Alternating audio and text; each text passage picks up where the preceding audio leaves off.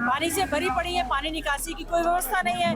गेहूं पर ओलावृष्टि की वजह से खड़ी फसल बर्बाद हो गई। वो किसान, मजदूर, गरीब व्यक्ति जिन्होंने खेतों में काम करना था, फसल बर्बादी की वजह से उनका भी भारी नुकसान हुआ है।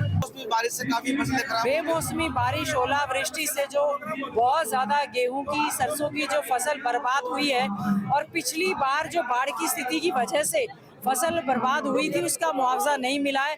हम चाहेंगे कि सरकार जो है स्पेशल गिरदावरी के आदेश दे और लोगों को तुरंत मुआवजा दे। हमारे क्षेत्रों के साथ बीजेपी की सरकार ने हमेशा भेदभाव करने का काम किया है। क्षतिपूर्ति पोर्टल खोल दिया और उस समय जो है उनका पोर्टल चल नहीं रहा है। हमने कहा है, हमने प्रशासनिक अधिकारियों को कहा है और मांग की है पोर्टल भी खोलें, और जो रजिस्टर्ड किसान नहीं है उनको भी क्षतिपूर्ति पोर्टल में रजिस्ट्रेशन करने का मौका दिया जाए और तुरंत प्रभाव से गिरदावरी करवाकर किसानों को सब्सिडी भी दी जाए और उनको मुआवजा भी तुरंत प्रभाव से दिया जाना चाहिए। मैडम सरसों की खरीद को लेकर काफी परेशानी हो रही है और ऊपर से आज से गेहूं की खरीद भी शुरू होगी, उसको लेकर क्या कहें? देखिए, गेहूं की खरीद की बात कर रहे हैं, सारी की सारी अनाज मंडियों का हमने ज्यादातर दौरा किया है। पानी से भरी पड़ी है, पानी निकासी की कोई व्यवस्था नहीं है। गेहूं पर ओलावृष्टि की वजह से खड़ी फसल बर्बाद हो गई।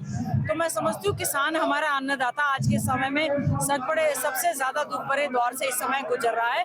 सरकार को उसकी सुध लेनी चाहिए, MSP भी देनी चाहिए, और गेहूं और सरसों के अलावा हमारे क्षेत्र में विशेष तौर से बहुत सारे लोगों ने फल सब्जियां बोई थी, उन पर भी सरकार को पूरी तरह से मुआवजा देने का काम करना चाहिए।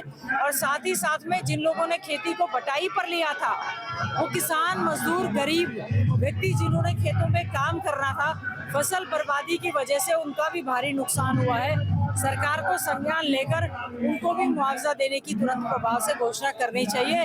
और मैं चाहूंगी ये प्रशासनिक अधिकारी, अफसर दफ्तरों से बाहर निकले और खेतों में पहुंचे और किसानों के दुख दर्द को बांटने का काम करें।